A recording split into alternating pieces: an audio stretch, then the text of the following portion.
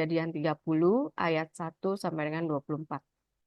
Ketika dilihat Rahel bahwa ia tidak melahirkan anak bagi Yakub, cemburulah ia kepada kakaknya itu, lalu berkata kepada Yakub, "Berikanlah kepadaku anak, kalau tidak aku akan mati." Maka bangkitlah amarah Yakub terhadap Rahel dan ia berkata, "Akukah pengganti Allah yang telah menghalangi engkau mengandung?" Kata Rahel, "Ini Bilha budakku perempuan. Hampirilah dia, supaya ia melahirkan anak di pangkuanku, dan supaya oleh dia aku pun mempunyai keturunan." Maka diberikannya Bilha, budaknya itu, kepada Yakub menjadi istrinya, dan Yakub menghampiri budak itu. Bilha mengandung, lalu melahirkan seorang anak laki-laki bagi Yakub. Berkatalah Rahel, "Allah telah memberikan keadilan kepadaku, juga telah didengarkannya permohonanku dan diberikannya kepadaku seorang anak laki-laki. Itulah sebabnya ia menamai anak itu Dan." Mengandung pula Bilha, budak perempuan Rahel, lalu melahirkan anak laki-laki yang kedua bagi Yakub. Berkatalah Rahel, "Aku telah sangat hebat bergulat dengan kakakku, dan aku pun menang." Maka ia menamai anak itu Naftali. Ketika dilihat Lea bahwa ia tidak melahirkan lagi, diambilnyalah Zilpa, budaknya perempuan, dan diberikannya kepada Yakub menjadi istrinya. Dan Zilpa, budak perempuan Lea, melahirkan seorang anak laki-laki bagi Yakub. Berkatalah Lea, "Mujur telah datang." Maka ia menamai anak itu Gad. Dan Zilpa, budak perempuan Lea, melahirkan anak laki-laki yang kedua bagi Yakub. Berkatalah Lea, "Aku ini berbahagia. Tentulah perempuan-perempuan akan menyebut aku berbahagia." Maka ia menamai anak itu Asher. Ketika Ruben pada musim menuai gandum pergi berjalan-jalan, didapatinya lah di padang buah Dudaim, lalu dibawanya kepada Lea ibunya. Kata Rahel kepada Lea, "Berilah aku beberapa buah Dudaim yang didapat oleh anakmu itu." Jawab Lea kepadanya, "Apakah belum cukup bagimu mengambil suamiku? Sekarang pula mau mengambil lagi buah Dudaim anakku," kata Rahel. "Kalau begitu, biarlah ia tidur dengan engkau pada malam ini sebagai ganti buah Dudaim anakmu itu."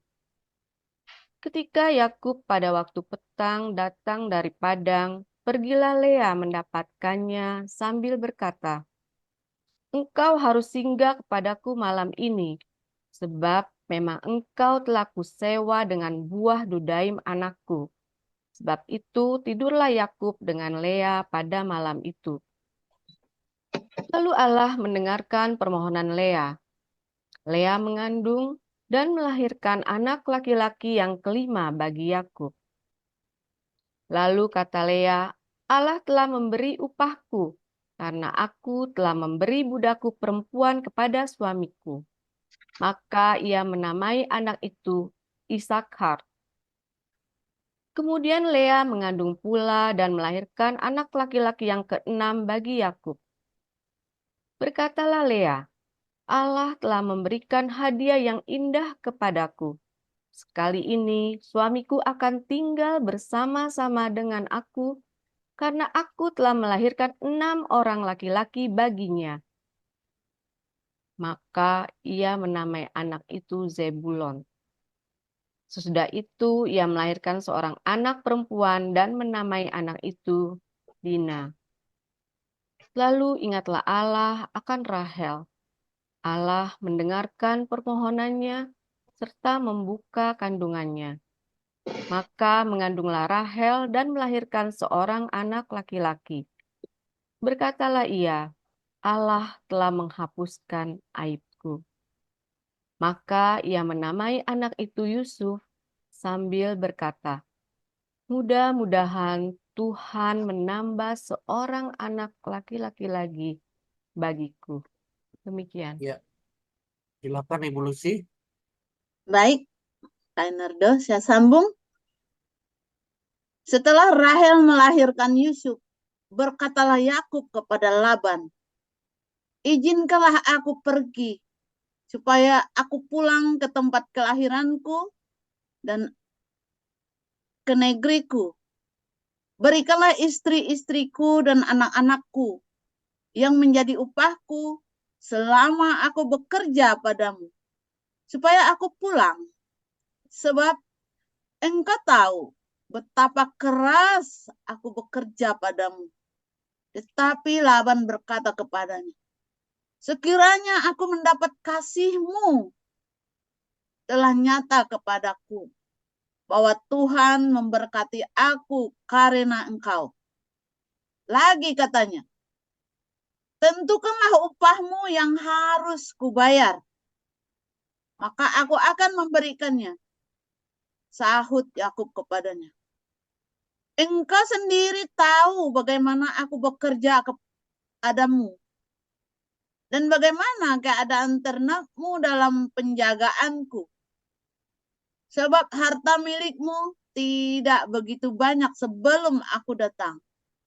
Tetapi sekarang telah berkembang dengan sangat, dan Tuhan telah memberkati engkau sejak aku berada di sini. Jadi, bilakah dapat aku bekerja untuk rumah tanggaku sendiri?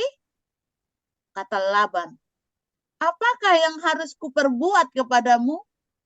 Jawab Yakub, tidak usah kau berikan apa-apa kepadaku.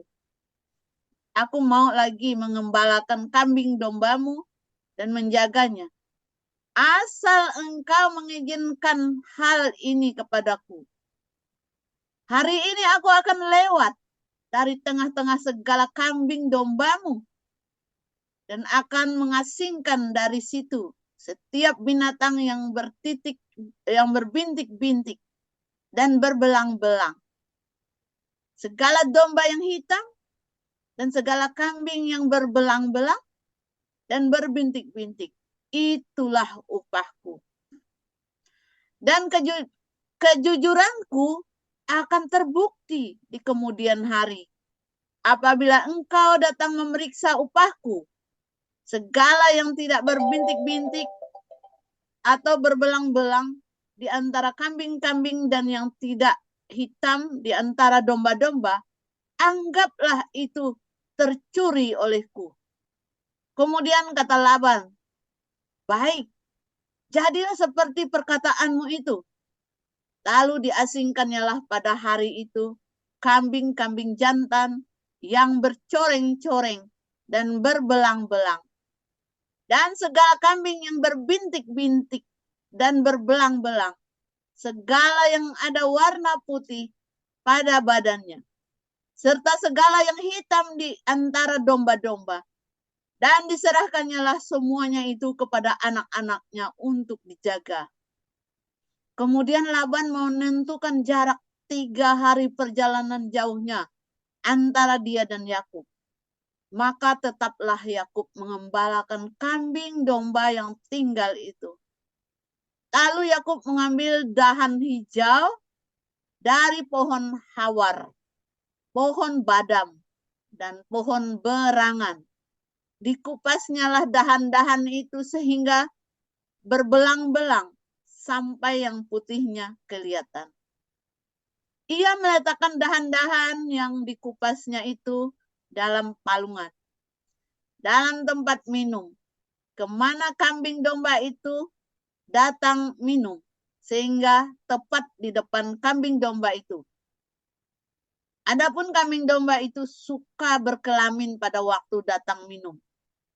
Jika kambing domba itu berkelamin dekat dahan-dahan itu, maka anaknya bercoreng-coreng, berbintik-bintik, dan berbelang-belang. Kemudian Yakub memisahkan domba-domba itu di hadapannya. Kepala-kepala kambing domba itu kepada yang bercoreng-coreng dan kepada segala yang hitam di antara kambing domba Laban. Demikianlah ia beroleh kumpulan-kumpulan hewan baginya sendiri. Dan tidak ditempatkannya pada kambing domba Laban. Dan setiap kali apabila berkelamin, kambing domba yang kuat, maka Yakub meletakkan dahan-dahan itu ke dalam palungan di depan mata kambing domba itu, supaya berkelamin dekat dahan-dahan itu. Tetapi apabila datang kambing domba yang lemah, ia tidak meletakkan dahan-dahan itu ke dombanya. Jadi hewan yang lemah untuk Laban dan yang kuat untuk Yakub. Maka sangatlah bertambah-tambah harta Yakub, dan ia mempunyai banyak kambing domba, budak perempuan dan laki-laki, unta dan keledai. Ketika Tuhan Yesus mengetahui bahwa orang-orang Farisi telah mendengar bahwa ia memperoleh dan membaptis murid lebih banyak daripada Yohanes, meskipun Yesus sendiri tidak membaptis melainkan murid-muridnya. Ia pun meninggalkan Yudea dan kembali lagi ke Galilea. Ia harus melintasi daerah Samaria. Maka sampailah ia ke sebuah kota di Samaria yang bernama Sikar, dekat tanah yang diberikan Yakub dahulu kepada anaknya Yusuf. Di situ terdapat sumur Yakub. Yesus sangat letih oleh perjalanan. Karena itu ia duduk di pinggir sumur itu. Hari kira-kira pukul 12. Maka datanglah seorang perempuan Samaria hendak menimba air. Kata Yesus kepadanya, "Berilah aku minum." Sebab murid-muridnya telah pergi ke kota membeli makanan. Maka kata perempuan Samaria itu kepadanya, "Masakan engkau, seorang Yahudi, minta minum kepadaku, seorang Samaria?" Sebab seorang Yahudi tidak bergaul dengan orang Samaria. Jawab Yesus kepadanya, "Jikalau engkau tahu tentang karunia Allah, dan siapakah dia yang berkata kepadamu, 'Berilah aku minum,' niscaya engkau telah meminta kepadanya, dan ia telah memberikan kepadamu air hidup." Kata perempuan itu kepadanya, "Tuhan, engkau tidak punya timba dan sumur ini amat dalam. Dari manakah engkau memperoleh air hidup itu? Adakah engkau lebih besar daripada bapa kami Yakub yang memberi sumur ini kepada kami dan yang telah minum sendiri dari dalamnya, ia serta anak-anaknya dan ternaknya?" Jawab Yesus kepadanya, "Barang siapa minum air ini, ia akan haus lagi. Tapi barang siapa minum air yang akan kuberikan kepadanya, ia tidak akan haus untuk selama-lamanya. Sebaliknya, air yang akan kuberikan kepadanya akan menjadi mata air di dalam dirinya, yang terus-menerus memancar sampai kepada hidup yang kekal." Kata perempuan itu kepadanya, "Tuhan, berikanlah aku air itu, supaya aku tidak haus dan tidak usah datang lagi ke sini untuk menimba air." Kata Yesus kepadanya, "Pergilah, panggillah suamimu dan datang ke sini." Kata perempuan itu, "Aku tidak mempunyai suami." Kata Yesus kepadanya, "Tepat katamu bahwa engkau tidak mempunyai suami, sebab engkau sudah mempunyai 5 suami, dan yang ada sekarang padamu bukanlah suamimu. Dalam hal ini engkau berkata benar." Kata perempuan itu kepadanya, "Tuhan, nyata sekarang padaku bahwa engkau seorang nabi. Nenek moyang kami menyembah di atas gunung ini, tetapi kamu katakan bahwa Yerusalemlah tempat orang menyembah." Kata Yesus kepadanya, "Percayalah kepadaku, hai perempuan, saatnya akan tiba bahwa kamu akan menyembah Bapa, bukan di gunung ini, dan bukan juga di Yerusalem. Kamu menyembah apa yang kamu tidak kenal. Kami menyembah apa yang kami kenal, sebab keselamatan datang dari bangsa Yahudi.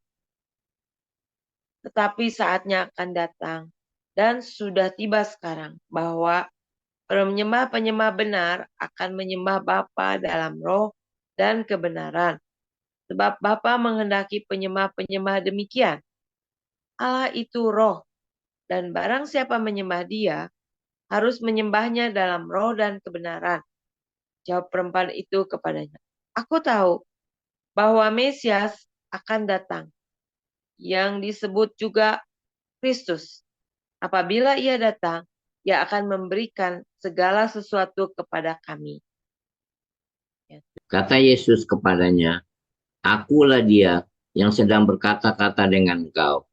Pada waktu itu datanglah murid-muridnya dan mereka heran bahwa ia sedang bercakap-cakap dengan seorang perempuan.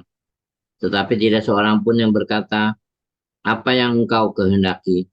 atau "Apa yang engkau percakapkan dengan dia?" Maka perempuan itu meninggalkan tempatnya di situ lalu pergi ke kota dan berkata kepada orang-orang di situ, "Mari, lihat, di sana ada seorang yang mengatakan kepadaku segala sesuatu yang telah kuperbuat. Mungkinkah dia Kristus itu?" Maka mereka pun pergi keluar kota, lalu datang kepada Yesus. Sementara murid-muridnya mengajak dia, katanya, "Rabi, makanlah." Akan tetapi ia berkata kepada mereka, "Padaku ada makanan yang tidak kamu kenal." Maka murid-murid itu berkata seorang kepada yang lain, "Adakah orang yang telah membawa sesuatu kepadanya untuk dimakan?" Kata Yesus kepada mereka, "Makananku ialah melakukan kehendak Dia yang mengutus aku dan menyelesaikan pekerjaannya. Bukankah kamu mengatakan 4 bulan lagi tibalah musim menuai? Tetapi aku berkata kepadamu, lihatlah sekelilingmu dan pandanglah ladang-ladang yang sudah menguning dan matang untuk dituai. Sekarang juga penuai telah menerima upahnya, dan ia mengumpulkan buah untuk hidup yang kekal, sehingga penabur dan penuai sama-sama bersuka cita. Sebab dalam hal ini benarlah peribahasa, yang seorang menabur dan yang lain menuai. Aku mengutus kamu untuk menuai apa yang tidak kamu usahakan. Orang-orang lain berusaha dan kamu datang memetik hasil usaha mereka. Dan banyak orang Samaria dari kota itu telah menjadi percaya kepadanya. Karena perkataan perempuan itu yang bersaksi, ia mengatakan kepadaku segala sesuatu yang telah aku berbuat. Ketika orang-orang Samaria itu sampai kepada Yesus, mereka meminta kepadanya supaya ia tinggal pada mereka. Dan ia pun tinggal di situ 2 hari lamanya. Dan lebih banyak lagi orang yang menjadi percaya karena perkataannya. Dan mereka berkata kepada perempuan itu, "Kami percaya, tapi bukan lagi karena apa yang kau katakan. Sebab kami sendiri telah mendengar dia. Dan kami tahu bahwa dia yang benar-benar menjadi juru selamat dunia." Dan setelah 2 hari itu Yesus berangkat dari sana ke Galilea. Sebab Yesus sendiri telah bersaksi bahwa seorang nabi tidak dihormati di negerinya sendiri. Maka setelah ia tiba di Galilea, orang-orang Galilea pun menyambut dia, karena mereka telah melihat segala sesuatu yang dikerjakannya di Yerusalem pada pesta itu. Sebab mereka sendiri pun turut ke pesta itu. Maka Yesus kembali lagi ke Kana di Galilea, di mana ia membuat air menjadi anggur, dan di Kapernaum ada seorang pegawai istana anaknya sedang sakit.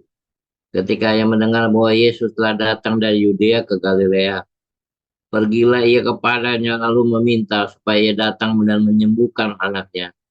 Sebab anaknya itu hampir mati. Maka kata Yesus kepadanya, "Jika kamu tidak melihat tanda dan mujizat, kamu tidak percaya." Pegawai istana itu berkata kepadanya, "Tuhan, datanglah sebelum anakku mati." Kata Yesus kepadanya, "Pergilah, anakmu hidup." Orang itu percaya akan perkataan yang dikatakan Yesus kepadanya, lalu pergi. Ketika ia masih di tengah jalan, hamba-hambanya telah datang kepadanya dengan kabar bahwa anaknya hidup. Ia bertanya kepada mereka pukul berapa anak itu mulai sembuh. Jawab mereka, "Kemarin siang pukul 1 demamnya hilang." Maka teringatlah ayah itu bahwa pada saat itulah Yesus berkata kepadanya, "Anakmu hidup." Lalu ia pun percaya dan seluruh keluarganya.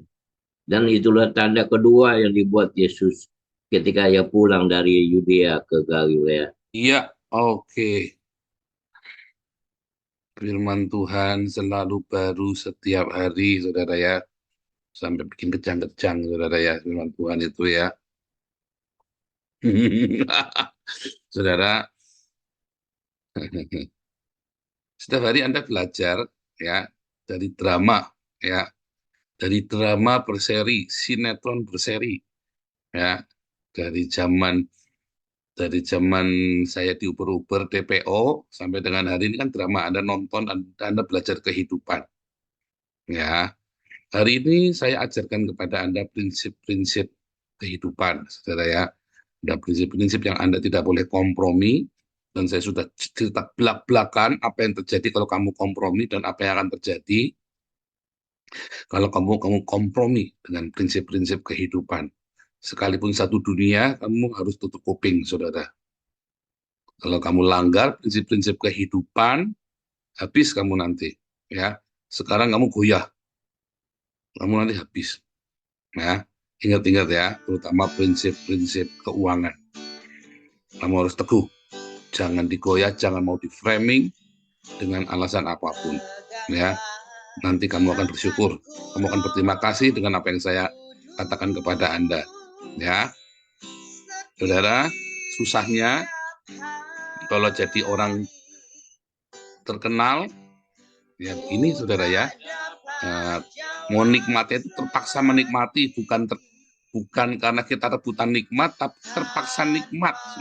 Masa nikmati kayak Yakub ini terpaksa nikmat, saudara. Ya, saya belum pernah tuh, Anda sampai ngerek, ayo toh Pak, bikin anak toh Pak, aku pengen bikin anak Pak. Belum pernah si anak begitu sama saya, saudara ya. Tapi Anda tadi baca itu, istrinya Yakub sampai ngerek, ayo toh Pak, ayo bikin anak. Aku pengen anak begitu ke saya loh, saudara ya. Belum pernah, saudara. Mungkin dia pikirnya sorry ya. Tapi coba bayangin, ada kalau jadi Yakub ini yang laki-laki ngerti lah, kalau yang perempuan mungkin ini dijahit. Tapi kalau yang laki-laki kan coba dilihatin, iya Thomas, gawe siji Thomas. Umur-umur saya belum pernah dikituin, saudara ya. Pengen lah ya, aku ya kepengin. Ya iya, istrinya 4 dan saudara ya, istrinya 4, orang mau bikin anak, ini sudah tak cukup ya aku, kamu sudah tak beli malam ini, ayo kamu sama aku, sudah tak beli pakai buah dudaim. Tontolohin, saudara ya, ini papa malam ini sama aku, kamu udah boleh kemana-mana, aku sudah bayar kamu hari ini. Anak nggak pernah ngomong gitu sama saya, udah beli kamu.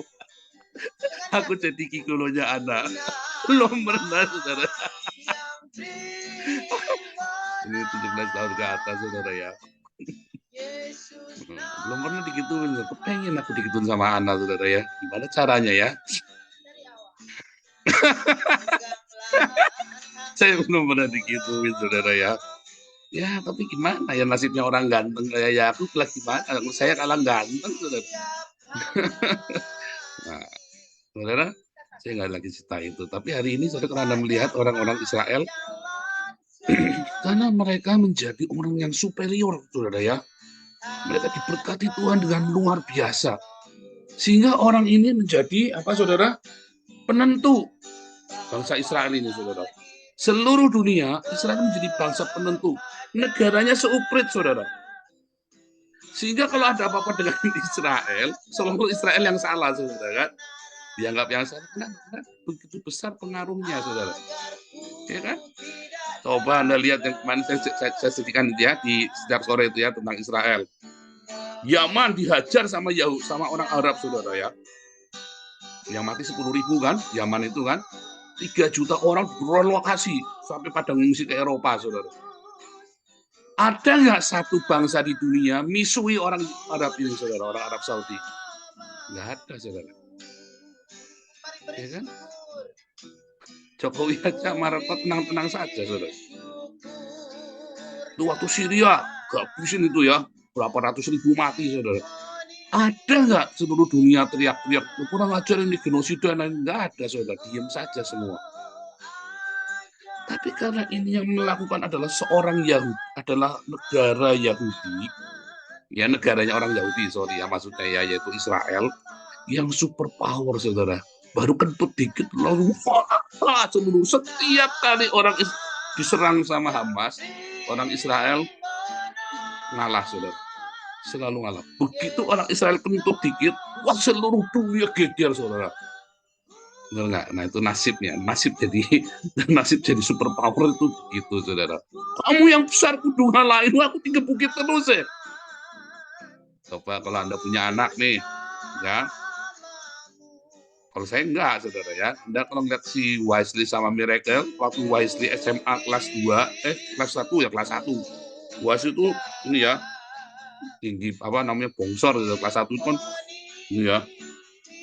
Miracle itu puing, saudara ya, Miracle itu ya. Bayangin Miracle tingginya waktu Wesley SMA kelas 1, Miracle itu pendek apa cuma sepinggang ya. Lalu tiap hari nyubitin, nakalin, saudara. Si Wesley cuma gini saja, saudara. Coba kalau tiba-tiba si Wesley dikeplak, coba. Yang dibelain sama, saudara.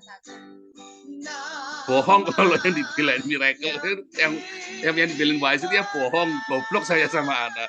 Begitu dikeplak, kamu itu badannya gede, jangan dikeplak. Kamu sakitnya seberapa sih? Ya enggak, saudara. Badannya gede, katanya Wesley. Ya, tinggi besar ya, Miracle-nya separohnya, saudara. Udah gitu Miracle tuh ya, kalau kami lagi jalan-jalan kemana-mana, kan Miracle lucu ya, waktu kecil itu lucu, ngomong terus udah kayak burung itu yang ngoceh terus. Ditanya, kamu punya adik? Punya, maksudnya si Miracle langsung tahu ya bahwa orang itu lagi jebak, kamu kan enggak punya adik, ayo kamu minta adik sama mama. Mungkin kan begitu enggak? Ya kan semua orang kan suka begitu. Kamu punya adik? Si Miracle sudah hafal pertanyaan itu. Punya? Mana adikmu? Orang kan pada bingung kan. Oh dia pede banget, jawabnya pede, saudara. Punya? Mana adikmu? Tuh, nunjuk ke Wesley, saudara. Tuh adik saya. Wah, semua orang pada bingung. Loh, kok itu adik kamu gede banget? Oh iya. Ya kalau gambar, saudara ya, kalau gambar, setiap kali dia gambar, setiap hari itu dia gambar papa, mama, Miracle-nya besar, Wesley-nya kecil, saudara. Nggak bayangin, saudara. Di framing sama si Miracle itu si Wesley. Jadi tiap hari si Wesley itu diatur-atur sama Miracle. Cocok, kamu tidak boleh begini. Pokoknya diatur itu. Dia seperti dia kakaknya si Wesley itu adiknya, saudara. Persis kayak Yakub sama Esau. Merebut hak kesulungan. Si Miracle itu merebut hak kesulungan kakaknya, saudara ya. Nah, tapi kalau Wesley kita pasti gitu kan. Kita pasti marahin, saudara. Badan kamu besar, senggol kan jatuhnya anak kan. Nah itu nasibnya, saudara. Nasib kamu menjadi orang yang diurapi Tuhan, nasib kamu menjadi orang yang terkemuka, nasib kamu menjadi pejabat, nasib kamu kalau jadi orang kaya, nasib kamu kalau menjadi orang yang beruntung. Ya, kamu harus hati-hati, saudara ya. Artinya jangan sembarangan nyenggol orang yang kurang beruntung. Udah pesan-pesannya hanya seperti itu, saudara. Tapi kan kadang-kadang nggak mungkin kan. Kadang-kadang kan yang kecil ini kan kurang ajar kan. Iya nggak, saudara? Nah, kayak hari ini lagi gegeran kan. Coba saya ngelawan seluruh orang-orang, banyak tuh saya lawan semua. Masa mereka maksa mau di YouTube saya? Saya bilang sudah nggak mau, kamu udah boleh di YouTube saya. Mereka maksa di YouTube saya. Saya dicaci maki setiap hari, Seporete setengah mati, coba Anda dengarkan di YouTube. Saya dicaci maki hanya gara-gara mereka. Saya bilang kamu jangan di YouTube saya lagi, cari dadanya. Itu YouTube-nya saya dicaci maki Seporete, saudara ya. Saya sampai gede-gede ya.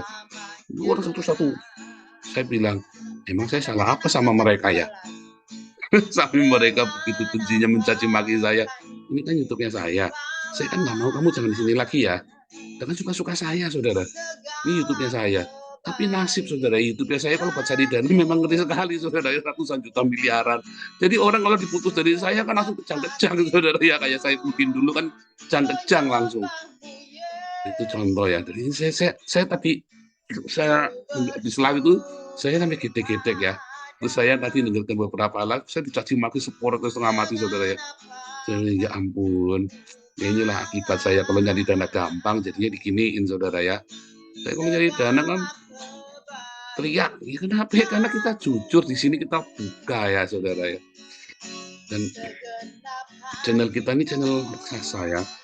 Channel raksasa yang nonton cuma 20.000, 30.000, 100.000 lah udah hebat kalau yang nonton 100.000. Tapi kita ampuh sekali channelnya saudara ya.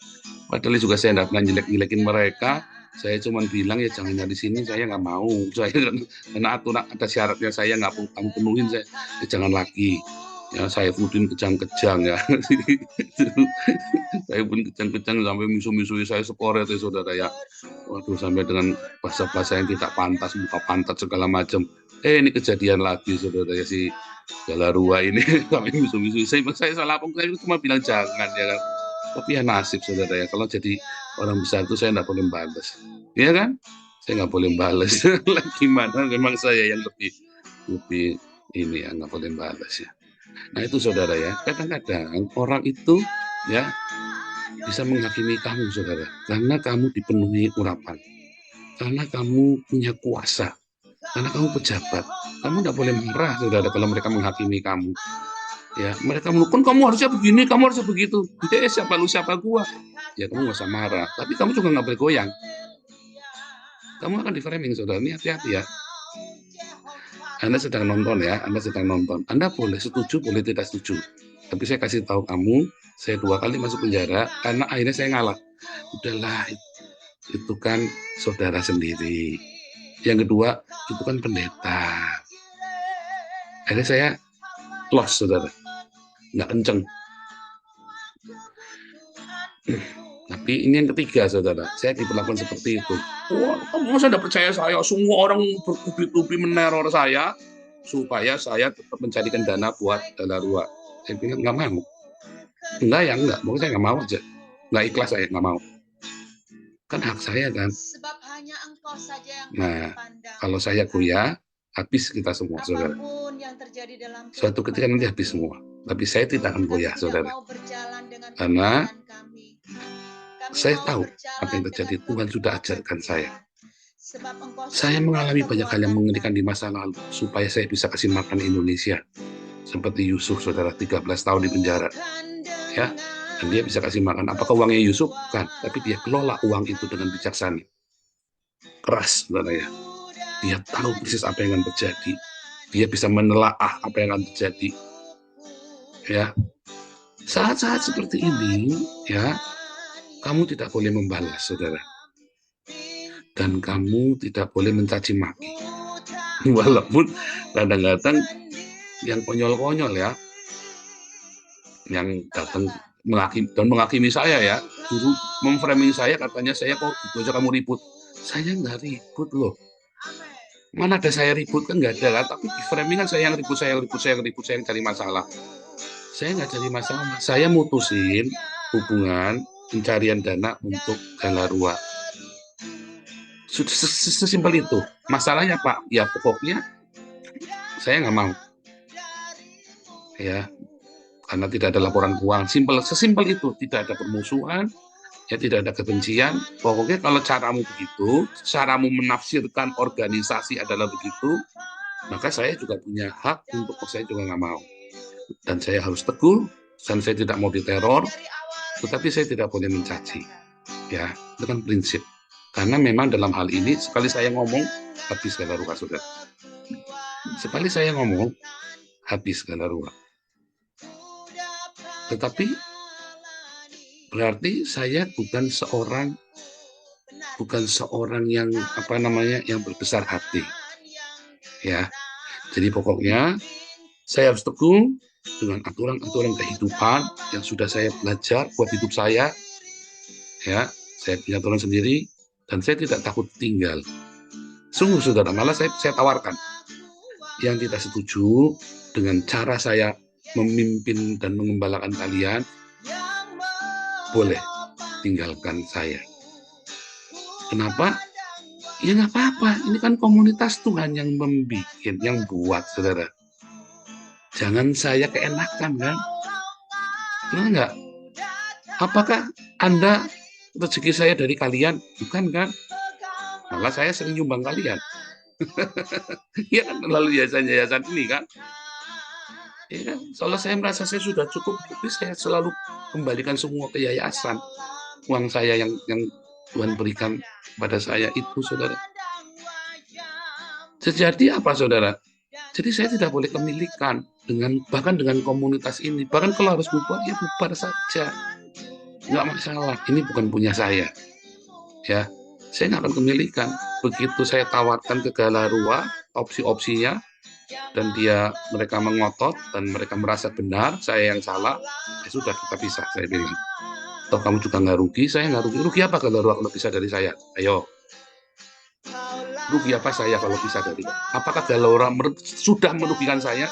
Enggak. Saya nggak merasa rugi. Apakah saya merugikan Galarua? Mereka ruginya di mana, saudara? Kalau saya nggak mencaci maki, saya nggak jelek-jelekan mereka. Ya kan? Dan sudah saya kasih opsi beberapa kali. Ya kan? Ya terakhirnya opsi yang paling ya udah kita jalan sendiri supaya jangan ribut. Kalau kita jalan terus nanti ribut. Suatu ketika kita benar-benar blank nanti. Ya kan? Nah, jadi saya pun tidak milik. Kalau kalian merasa ini punya saya, ambil. Boleh, saudara, ya, ambil. Kan bukan punya saya juga. Uangnya punya saya, bukan donasinya itu. Bukan. Ya. Nah, ini Anda semua belajar. Dan saya harus benar-benar berjalan dan Anda sedang menonton. Endingnya seperti apa? Endingnya sudah bisa ditebak. Dari ending, setiap ending itu kan saya sudah bilang berkali-kali. Ini komunitas yang besar. Ya. Ini adalah komunitas pertama. Komunitas online pertama yang punya pelayanan yang amat sangat lengkap dengan dana melimpah. Ya, kamu pergi ke gereja Philip Mantova aja kalau mau bikin acara masih jualan kaos sama jualan CD dulu. Di sini kamu mau pelayanan, mau bikin apa, mau ke Baduy, nggak perlu jualan lontong dulu, saudara. Duitnya tinggal teriak kan. Loh, kita tinggal teriak, weh kita mau ini, weh mau ini, mau itu. Itu, saudara, ya. Jadi dalam hal ini kita diistimewakan oleh Tuhan sehingga masyarakat percaya. Ya bukan karena saya hebat, ya karena Pak Alex mau laporan keuangannya jelas, karena karena Pak Stephen laporan keuangannya jelas, ya, karena semua yayasan kita laporan keuangannya jelas, maka orang percaya.